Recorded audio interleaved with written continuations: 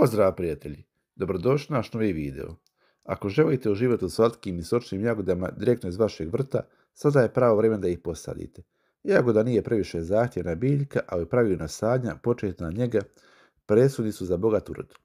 U ovom videu ću vam pokazati šta treba znati od izbora zdravih sadnica, razmaka pri sadnji, do malih trikova kako da se brže prime i krenu rast bez bolesti.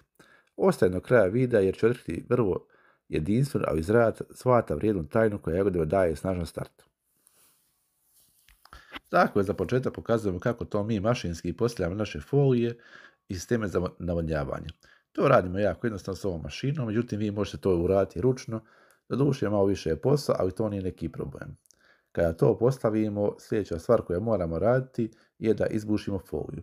Vi naravno možete kupiti i izbušenu foliju, međutim ona je dosta skuplja od ove folije koja nije bušna, tako da možete vrlo lako vi vašu foliju izbušiti.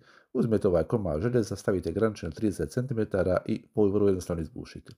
Možete koristiti makaze, možete koristiti nož ako sadite manje jagode, ali ovo je dosta jednostavniji i dosta praktičniji način. Dakle, razmak je 30 cm rupa od rupe, tako da se jagode mogu dobro razviti. Kada govorimo o sadnicama koje sadimo, u našem slučaju mi sadimo frigo sadnice jagoda, većinom sadimo sortu Query, pošto je na cijelom Balkanu najbolje pokazala, najrodnija i najslađa i najsočnija. Također, neke sorte koje su jako dobre su Aprika i Joe i malo su više u kontinentalnim područjima zastupljene, međutim ova sorta Query je više nego dobra. Kada govorimo o kvasama, tu je naravno kvasa A++, međutim ovo je neka srednja kvasa A, mada pošto su to jagode iz ščelića, vi svi znate ljudi iz ščelića vole malo, da ne kažem, uvaliti sadnice, ali vidite da ovdje ima nekih sadnica koje nisu te kvase, koje su dosta niže kvase, tako da ako ste neki rekreativni uzgajivač jagoda, možete jagode kupiti, odnosno sadnice lokalno, a ako ne, direktno iz Italije. Kada govorimo o sadnji jagoda, moramo poštovati 3 pravila. Prvo pravilo je da korijen jagode mora ići direktno i pravo u rub bez ikakvog zavijanja. To omogućuje brz i lagan prijem. Drugo pravilo je to što moramo stisnuti korijen, odnosno zemlju na korijenu dnu. I treća stvar je vrat, odnosno vrh jagode mora biti u ravnini sa zemljom, dakle ne smije biti previše dubok, a ne smije biti ni previše vani.